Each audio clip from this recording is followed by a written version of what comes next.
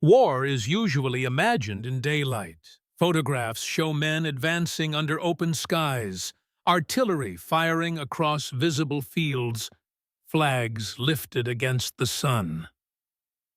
Yet, the First World War was not primarily a daytime conflict. Its most intense moments often unfolded after sunset, when vision failed, sound sharpened, and fear moved more freely than armies.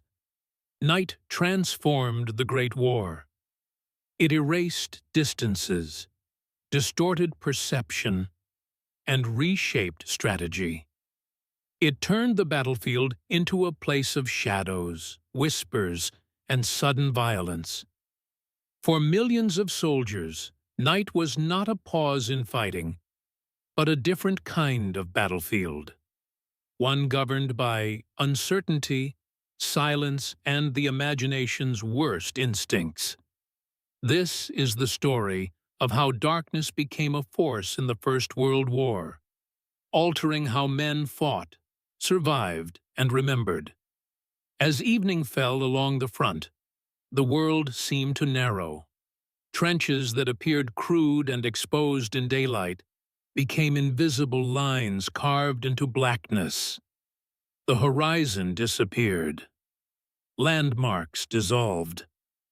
The sky, once crowded with smoke, became an enormous and indifferent ceiling. Soldiers learned quickly that night did not mean rest. It meant transition. Daylight was dangerous but predictable. At night, danger became intimate. Artillery fire softened, but patrols moved. Snipers waited. Listening posts leaned into silence. Every rustle of fabric, every scrape of a boot, every cough felt magnified. The absence of light made the mind work harder. Shapes became enemies. Shadows acquired intent. The imagination filled gaps that the eyes could not. For many soldiers, night was the most exhausting part of the war, not because of what happened, but because of what might. When darkness fell, the trenches changed purpose. By day, they were shelters. By night, they became corridors of movement. Supplies arrived under cover of darkness. Rations were distributed. Water was hauled forward. Wounded men were evacuated when possible. Repair work began where shellfire had collapsed walls or torn apart parapets. Men climbed ladders cautiously, feeling for steps rather than seeing them. They moved slowly, aware that a careless sound could draw fire. Lanterns were shielded or forbidden altogether.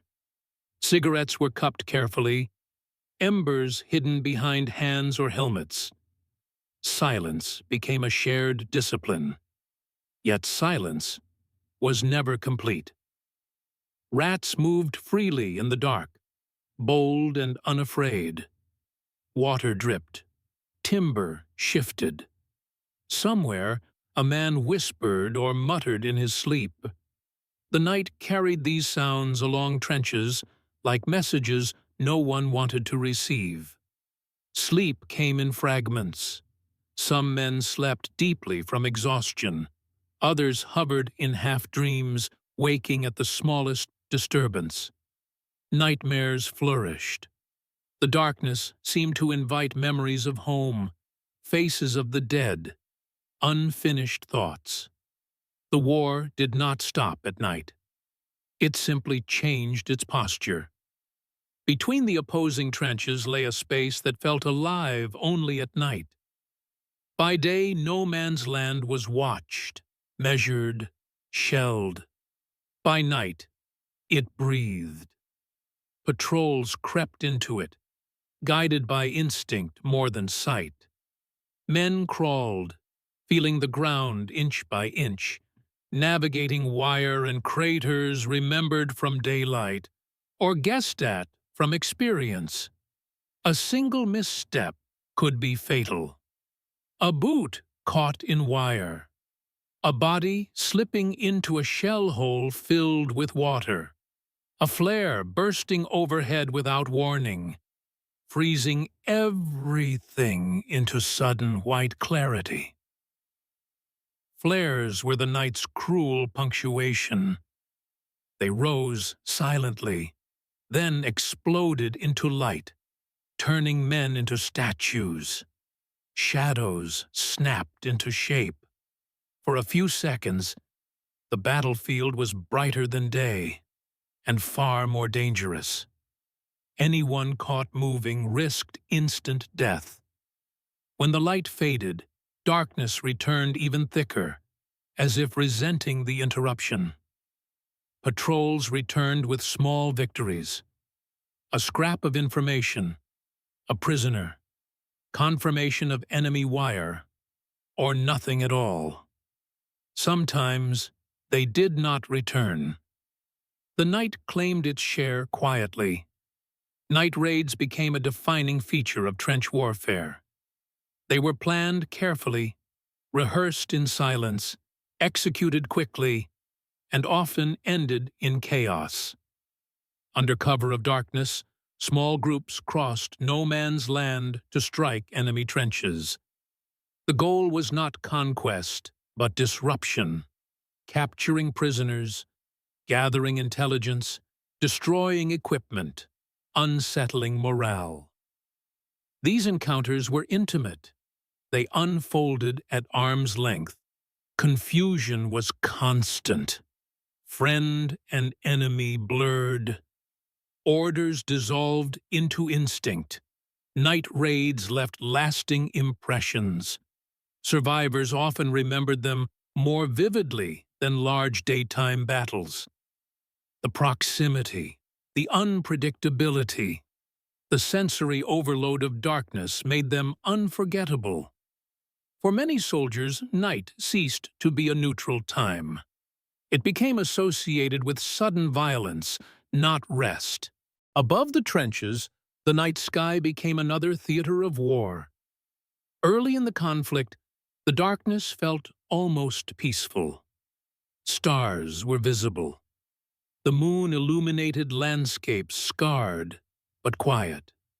Some soldiers took comfort in familiar constellations, reminders of a world beyond the trenches. As the war progressed, the sky filled with new dangers. Aircraft engines droned overhead. Bombers crossed front lines. Anti-aircraft fire stitched glowing patterns across the darkness. Searchlights probed the sky, locking onto aircraft and holding them like insects in a web of light. The night was no longer empty. It was watched. Even when no planes appeared, the expectation remained. Men learned to sleep through distant engines, but never comfortably. The sky, once a source of wonder, became another direction from which death could fall. Night magnified the effects of weather. Rain turned unseen ground into traps. Mud swallowed boots without warning. Cold crept deeper without the sun's resistance. Fog erased even the faint outlines left by moonlight. In winter, darkness lasted longer. Nights stretched endlessly, broken only by brief gray mornings. The cold settled into bones. Breath froze. Darkness and cold became inseparable companions. In other theaters, heat defined the night. In deserts and tropical regions, night brought relief from the sun, but introduced new hazards. Disorientation, insects, unfamiliar sounds, sudden storms. Weather at night was less predictable and more dangerous. It stripped away the illusion of control. Psychologically, night exerted a powerful influence. Fear grew more abstract. During the day, danger could often be seen or anticipated. At night, it existed everywhere and nowhere. The inability to see transformed uncertainty into dread. Some soldiers became hyper-alert, unable to relax even in relative safety. Others dissociated, retreating inward to escape the strain. Many experienced heightened anxiety, panic attacks, or exhaustion that no amount of rest could cure. Shell shock often worsened at night. Tremors, nightmares, and sudden terror found fertile ground in darkness. Medical officers noticed patterns. Men who functioned during the day breaking down after sunset. Night stripped away distractions. Thoughts had more space to move, and often moved toward fear, guilt, or longing. Night complicated command and control. Orders delivered after dark risked misunderstanding. Paths became harder to follow. Units lost direction. Timetables slipped. Synchronization faltered. Yet night was also used deliberately to conceal movement. Entire units relocated under cover of darkness. Guns were dragged forward silently. Trenches were extended. Bridges were built. Night allowed armies to exist without being seen, but at the cost of precision. The war learned to live with this trade-off. Night affected civilians as well. Cities enforced blackouts to protect against air raids. Streetlights were dimmed or extinguished. Windows were covered. Familiar places became strange after sunset. Families adjusted routines. Children learned to navigate homes in darkness. Nighttime became associated with vigilance rather than rest. In occupied regions, darkness offered both danger and opportunity. Resistance movements operated at night. Couriers traveled under cover of shadows. But patrols also intensified, and arrests often came in the dark. Night belonged to both hope and fear. One of the war's cruelest aspects was repetition. Each day ended in night. Each night led into another day of fighting. The cycle became relentless.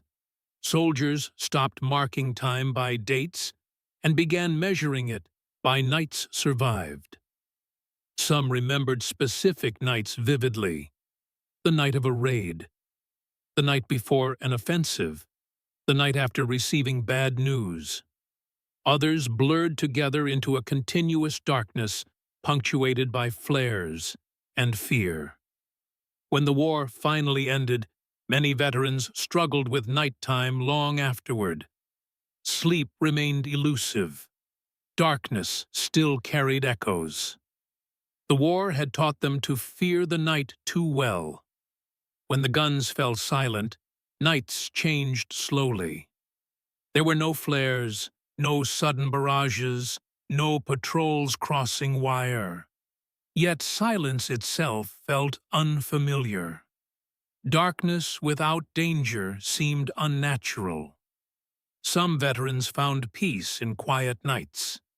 Others found that darkness still stirred memories. The war did not end cleanly at sunset. Over time, cities restored lights. Countryside nights returned to older rhythms. The sky resumed its ancient indifference. But for those who had lived through the war, night was never entirely innocent again. The First World War reshaped how humans fought in darkness. It accelerated the development of night tactics, lighting, flares, camouflage, surveillance, and psychological understanding. More importantly, it revealed how profoundly darkness affects the human experience of conflict. Night stripped away spectacle and left only fear, endurance, and imagination. It tested not only bodies, but minds. In remembering the Great War, it is easy to focus on battles fought under the sun. But equally important are the hours when the world went dark, when men waited, listened, feared, moved carefully, and survived one more night. Because in the First World War, survival was often measured not in victories, but in mornings reached.